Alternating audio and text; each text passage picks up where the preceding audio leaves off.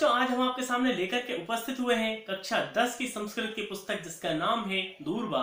बच्चों, आज हम दूरबा के पाठ 9 को पढ़ने जा रहे हैं जिसका नाम है मद परिणामा। बच्चों, मद परिणामा है शब्द का तात्पर्य होता है कि मद अर्थात होता है अहंकार, और परिणाम कि अहंकार का जो परिणाम होता है वह व्यक्ति को किस प्रकार से पतन की ओर लेकर के जाता है, वह इस कहानी में आपको बहुत ही अच्छे से समझ में आ जाएगा। सताम वचनम आदिष्टम मदेन न करोति, यह इस पाठ का यह अंतिम श्लोक है कि जो व्यक्ति सज्जनों की बात ना मानकर अपने अहंकार में इस प्रकार से अपने अहंकार के कारण किसी कार्य को किए जाता है, उसका हाल कैसा होगा, यह जानने के लिए आप इस वीडियो को अंत तक देखिए। क्योंकि यदि आप इस वीडियो को अंत तक नहीं देखेंगे तो आपको इस कहानी के माध्यम से अहंकार की परिभाषा पता ही नहीं चल पाएगी। बच्चों, आपने अभी तक इस चैनल को सब्सक्राइब नहीं किया है तो इसे सब्सक्राइब कीजिए, लाइक कीजिए, शेयर कीजिए और अपने दोस्तों तक इसे पहुंचाते रहिए तथा देखते रहिए ज्ञानवर्धक वीडियो। तो बच्चों, हम शुरू करते हैं इस पाठ को जिसका नाम है मद परिणाम। तो बच्चों, हम शुरू करने जा रहे हैं पाठ 9 को जिसका नाम है मद परिणाम। मद परिणाम, मद शब्द का तात्पर्य होता है अहंकार, और अहंकार का परिणाम क्या होता है, वह किस प्रकार से आपको पतन की ओर लेकर के जाता है, इस कथा के माध्यम से आपको बहुत ही अच्छे से समझाया जाएगा। तो हम शुरू करने जा रहे हैं इस कथा को जिसका नाम है मद परिणामः। संस्कृत साहित्ये कथा साहित्यस्य सुदीर्घ परंपरा वर्तते। इसका तात्पर्य होता है कि संस्कृत साहित्य में कथा साहित्य की बहुत ही लंबी परंपरा, सुदीर्घ अर्थात लंबी परंपरा है। कथा प्रायः उपदेशात्मिका भवन्ति, कथाएं जो होती है वह प्रायः उपदेशात्मिका अर्थात किसी न किसी उपदेश को देती हैं, उपदेश देती हैं।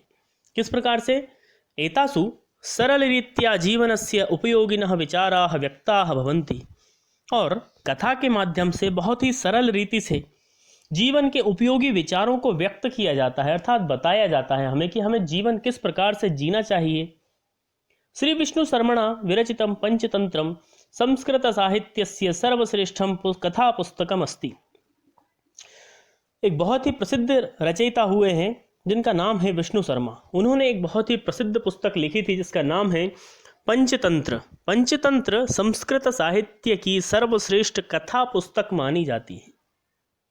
अस्मिन् पुस्तके मित्रभेदः, मित्रप्राप्ति, काकोलुकीयं, लब्धप्रणाशा, अपरीक्षितकारकस्येति पंचतंत्राणि सन्ति। इस पुस्तक का नाम पंचतंत्र इसीलिए रखा गया है क्योंकि इसमें पंचतंत्र कहे गए हैं। कौन कौन से? मित्रभेद, मित्र प्राप्ति, काकोलुकीयम, लब्ध प्रणाश और अपरीक्षित कारक, ये 5 तंत्र हैं। इन पंचतंत्रों के आधार पर इस पुस्तक का नाम पंचतंत्र रखा गया है।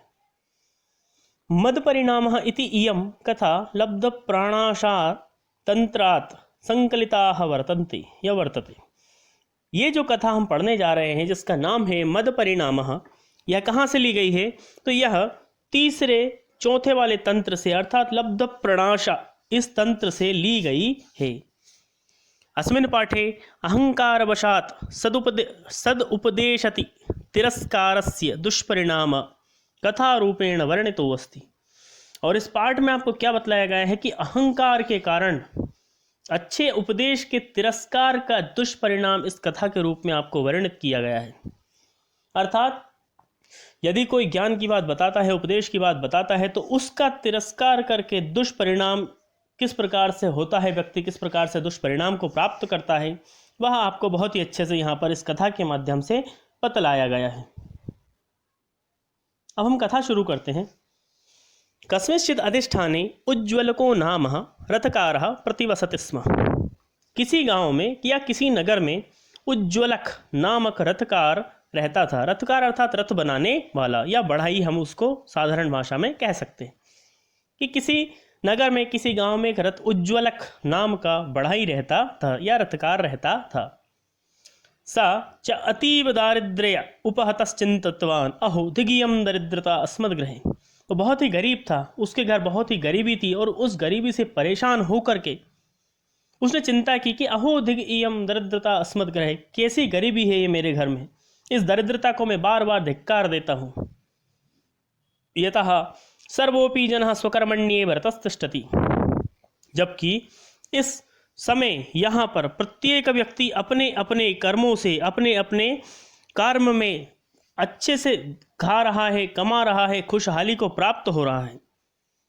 अस्मदीयः पुनरत्र व्यापारो न अत्र अधिष्ठाने, किंतु हमारा कोई काम धाम ही नहीं चल रहा है, हम किसी भी प्रकार से खुशहाली को प्राप्त हो ही नहीं पा रहे हैं। उसको बड़ी चिंता उत्पन्न हुई इस बात को लेकर के। तब उसने कहा कि ये दरिद्रता हमारे घर अच्छी बात नहीं है। यतः सर्वलोकानां चिरंतनश्चतुर्भूमिका गृहाः सन्ति, हम देख रहे हैं कि यहाँ पर हर एक व्यक्ति के पास में 4 मंजिले मकान, 4 चतुर्भूमिका गृहाः अर्थात 4 मंजिलों वाले मकान बने हैं। सोचने लगा किंतु मम च नात्र, लेकिन मेरे यहाँ किसी भी प्रकार का कोई मकान नहीं बना है। मेरे यहाँ तो 4 मंजिल का 1 मंजिल मकान भी नहीं बना है। तत्किम मदीयेन रथकारत्वेन प्रयोजनम, और जब मेरे यहाँ इतना कुछ है ही नहीं तो मेरे रथकार होने का क्या प्रयोजन है। अर्थात मैं एक बहुत ही गरीब व्यक्ति हूँ, इतने कलाकार हूँ, रथकार हूँ, लेकिन रथकार होने के बाद भी मेरा किसी भी प्रकार का कोई प्रयोजन नहीं है यहाँ पर रहने से, क्योंकि लोग जिस प्रकार से खुशहाली से यहाँ जीवन व्यतीत कर रहे हैं, किंतु मैं उस प्रकार से यहाँ पर जीवन को व्यतीत नहीं कर रहा हूँ। ऐसा सोच करके इति चिंतित्वा देश निष्क्रांतः, ऐसा सोच करके उसने देश का त्याग कर दिया।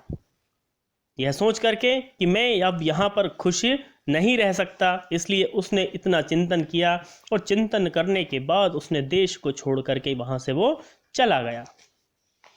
अब क्या हुआ, वन से निकल के वह जा रहा था, तब उसने देखा यावत किंचित वनम गच्छति, जब वह थोड़ी दूर वहाँ पर निकला, किंचित वनम गच्छति है न, अर्थात वन के रास्ते में थोड़ी दूर वह निकला हुआ था, तब उसने क्या देखा कि तावत गहवराकार गहन वन मध्ये सूर्यास्तमन वेलायाम स्वयूथात भ्रष्टाम प्रसव वेदनया पीड्यमानाम उष्ट्रीम अपश्यत। उसने किस प्रकार की उष्ट्री को देखा, उष्ट्री अर्थात ऊँटनी को देखा। किस प्रकार की ऊँटनी को देखा उसने, जो कि अपने झुंड से बिछड़ चुकी थी। स्वयूथात, यूथ अर्थात झुंड से, अब वह अपने झुंड से अलग हो चुकी थी। और वह किस प्रकार की थी, वह गर्भवती थी। ऊँटनी जो थी वह गर्भवती थी, जो कि प्रसव वेदना के कारण पीड़ित थी, उसको तकलीफ हो रही थी, उसको दिक्कत हो रही थी।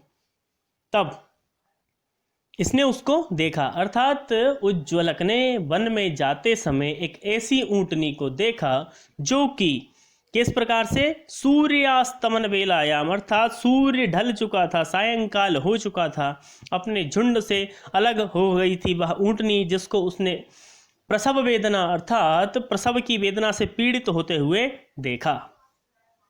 सच दासेरकयुक्ताम उष्ट्रीम गृहीत्वा स्वस्थानाभिमुखम प्रस्थितः, इसके बाद वह क्या हुआ, उसने एक ऊँटनी ने एक बच्चे को जन्म दिया।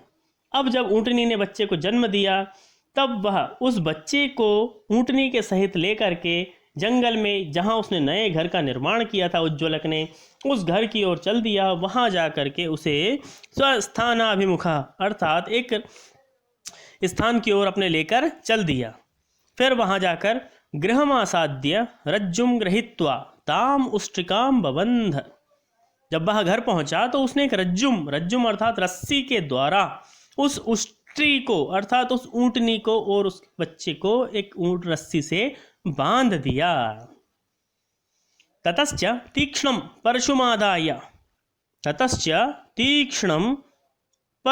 आदाय तस्याह पल्लव आनयनार्थम पर्वतैक देशम गतः। इसके बाद उसने एक तेज धारदार हथियार उठाया, परशु अर्थात कुल्हाड़ी हम उसे कह सकते हैं, परशुम आदाय कुल्हाड़ी को लेकर के, तस्याह पल्लव आनयनार्थम पर्वतैक देशम गतः, उसके लिए, उन बच्चों के लिए और उस ऊँटनी के लिए कोमल कोमल पत्ते काट करके लेकर के आया और उसके सामने ला करके रख दिए। तत्र च नूतनानि कोमलानि बहूनि पल्लवानि छित्त्वा शिरसि समारोप्य तस्य अग्रे निचक्षेप, कोमल कोमल पत्ते ला करके उसने उन पत्तों को उस ऊँटनी के सन्मुख ला करके रख दिए।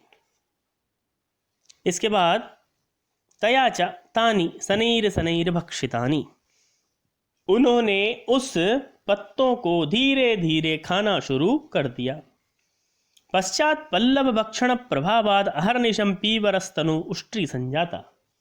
धीरे धीरे उन पत्तों को, ताजे ताजे पत्तों को खाने के बाद या खाने के प्रभाव से वह जो ऊँटनी थी वह पीवर तनु अर्थात अच्छी हष्ट पुष्ट हो गई और उसका बच्चा भी धीरे धीरे बड़ा होने लगा। सोपि दासेर को महान उष्ट्रा संजाता। और वह दासेरक अर्थात उसका जो बच्चा था, ऊँटनी का जो बच्चा था, वह भी धीरे धीरे धीरे धीरे महान अर्थात बड़ा होने लगा। फिर क्या हुआ? ततः सह नित्यम एव दुग्धम गृहीत्वा स्वकुटुंबम परिपालयति। वह ऊँटनी का दूध निकालता और दूध निकाल करके अपने कुटुंब का पालन परिपोषण करता था, क्योंकि वह दूध को निकाल करके बेचता था। बेचने के बाद वह अपने कुटुंब का पालन पोषण उस ऊँटनी के दूध से करने लगा। अथ रथकारेण बल्लभत्वाद दासेरक ग्रीवायाम महती घंटा प्रतिबद्धा। इसके बाद क्या हुआ? रथकार ने उस ऊँटनी के बच्चे से अधिक प्रेम होने के कारण उस ऊँटनी के बच्चे के गले में एक भारी सा घंटा बांध दिया या घंटी बांध दी। पश्चात रथकारो व्यचिंतयत। इसके बाद में रथकार ने सोचा, अहो किमन्यैर दुष्कृतम कर्म भी, कि किसी अन्य कर्म से तो अच्छा है, कि मैं किसी अन्य व्यापार के विषय में सोचने से तो अच्छा है। यावन् ममई तस्मात् एव उष्ट्र परिपालनादस्य कुटुंबस्य भव्यम संजातम, कि मेरा और मेरे परिवार का संचालन या परिपालन पोषण इस ऊँटनी के दूध को विक्रय करने से ही हो सकता है।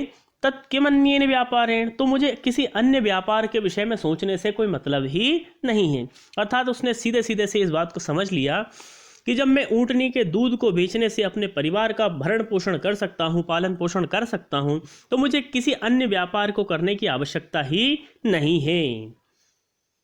एवं विचिन्त्य गृहम आगत्य प्रियाम आह। उसने घर आया, घर आकर के अपनी पत्नी को कहा, भद्रे समीचीनोऽयं व्यापारः, कि यह व्यापार तो बहुत ही अच्छा है। तब सम्मतिश्चेत् कुतोपि धनिकात् किंचित द्रव्यम आदाय मया गुर्जर देशे गंतव्यम कलभग्रहणाय। यदि तुम्हारी सहमति हो या सम्मति हो तो मैं किसी धनिक से पैसा लेकर के आ जाऊं, अर्थात गुजरात चला जाऊं। किस लिए? किसी बड़े साहूकार से धन लेकर के ऊँटनी के बच्चे लेने के लिए मैं गुजरात चला जाता हूं। गुर्जर प्रदेशम अर्थात गुर्जर देशे अर्थात गुजरात। और जब तक मैं दूसरी ऊँटनी लेकर लौटूं तब तक तुम इसका ध्यान अच्छे से रखना। तावत त्वयैतो यत्नेन रक्षणीयो, और तब तक तुम्हें इन दोनों की रक्षा करनी है और इनका पालन पोषण करना है। यावद अहम अपराम उष्ट्रीम नीत्वा समागच्छामि, जब तक कि मैं गुजरात जा कर के किसी साहूकार से पैसा लेकर के अन्य ऊँट या ऊँटनी ना लेकर आऊं, तब तक तुम्हें इन दोनों की रक्षा करनी है। ततश्च गुर्जर प्रदेशम गत्वा उष्ट्रीम गृहीत्वा स्वगृहम आगतः। इसके बाद क्या हुआ कि वह गुर्जर प्रदेश गए, जा कर के वहाँ से ऊँटनी को लेकर के वापस आ गए। किम बहुना, अधिक कहने से क्या लाभ, बस इतना ही कहा उन्होंने कि इतना मैं कर सकता हूँ। तेन तथा कृतम यथा तस्य प्रचुरा उष्ट्रा गर्भाश्च सम्मिलिताः। ऐसा यत्न किया कि उसके पास से बहुत से ऊँट और उसके बच्चे हो गए। धीरे धीरे करके, अर्थात उसने उस ऊँटनियों से इतने प्रयत्न किए कि उस ऊँटनियों से, दो ऊँटनियों से उन ऊँटों का एक बहुत ही बड़ा यूथ बन गया, अर्थात एक समूह बन गया। ततस्तेन, इसके बाद क्या हुआ? ततस्तेन महद उष्ट्रयूथम कृत्वा रक्षा पुरुषो धृतः। इसके बाद उसने उन ऊँटों के एक बहुत बड़े झुंड को बना लिया और उन ऊँटनियों के झुंड का वह अकेला ही रखवाला बन गया। रक्षा पुरुषो धृतः अर्थात वह उनका रखवाला बन गया। अब क्या हुआ? तस्य प्रतिवर्षम वृत्त्या करभम एकम प्रयक्षति, और उन ऊँट और ऊँटनियों के रक्षा पोषण करने के लिए वेतन के रूप में वृत्त्या, यहाँ जो शब्द आया है वृत्त्या, वृत्त्या शब्द का तात्पर्य है वेतन। कि उसको वेतन के रूप में करभम एकम प्रयक्षति, ऊँटनियाँ उसको एक ऊँट का बच्चा या ऊँटनी का बच्चा उसको वेतन के रूप में देने लगे और प्रतिदिन दूध भी मिलने लगा उनको।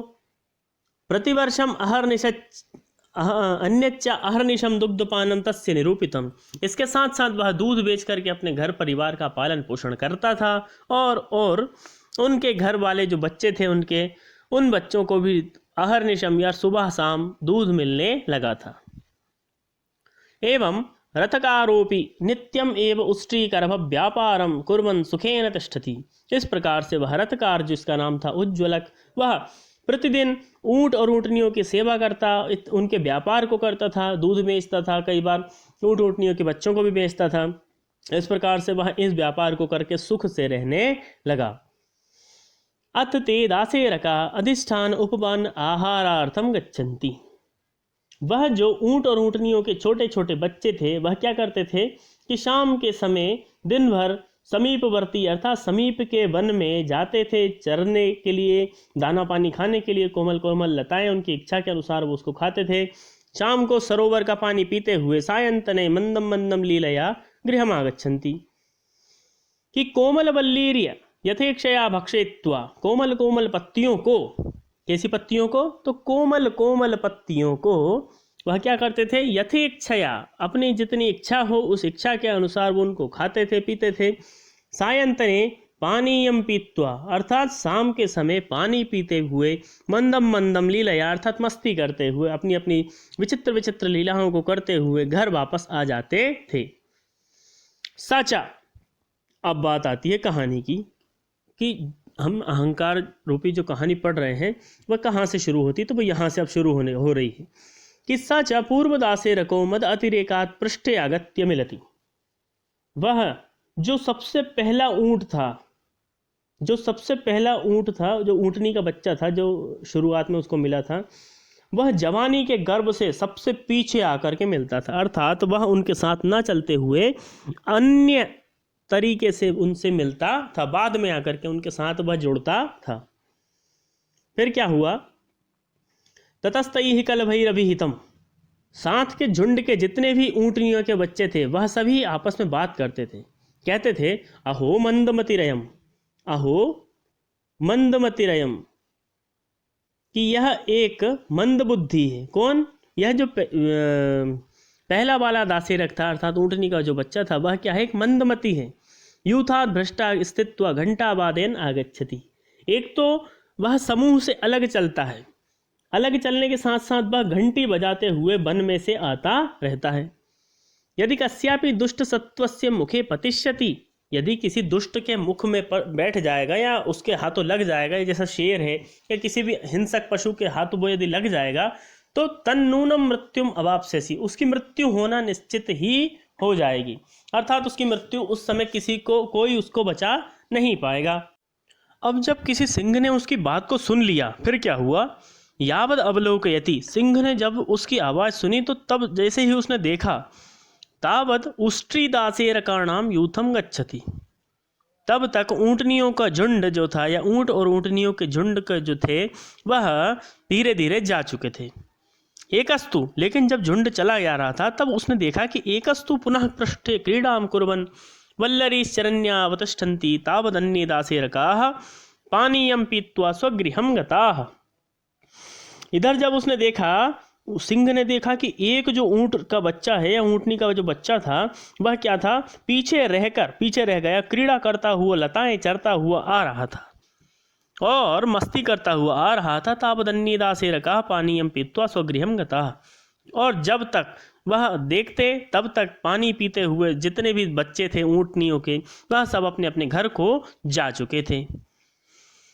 सोपी वनात् निष्क्रम्य यावत् दिशम अवलोकयति, वह भी वन में निकलकर अब जाने के इच्छुक था, वह भी वन छोड़ करके अब जाना चाहता था।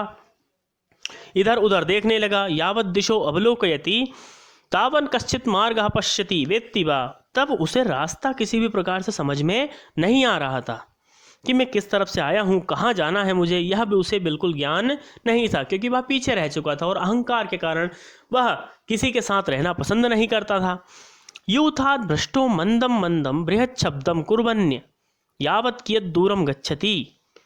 अपने झुंड से वह बिछड़ चुका था और घंटा नाद करता हुआ अर्थात घंटी बजाता हुआ जा रहा था। तो कुछ ही दूर पहुंचा था कि उसने देखा कि उसके शब्द सुनकर आक्रमण के लिए तैयार बैठा था कौन? एक सिंह। तावत शब्दानुसारी सिंहोपि क्रमं कृत्वा निर्वृत्तोग्रे व्यवस्थितः। और उस घंटी की आवाज़ सुन करके एक जो सिंह था जो उसके पीछे लगा हुआ था वह आकर के उसके सामने निर्वृत्त होकर अर्थात व्यग्र होकर के खड़ा हो गया।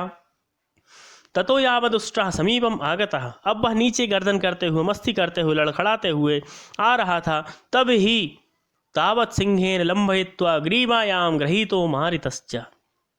और सिंह ने क्या किया? सिंह ने जैसे ही वो उसके समीप आया ऊंट का बच्चा, तब उस सिंह ने सीधे उसके गर्दन पर झपट कर उसका वध कर दिया और उसको मार भी दिया। उस पर आक्रमण किया और उसको मार दिया। अतो अहम ब्रवीमि, इसीलिए कहा जाता है सताम वचनम आदिष्टम मदेन न करोति यः स विनाशम अवाप्नोति घंटोष्ट्र इव सत्वरम।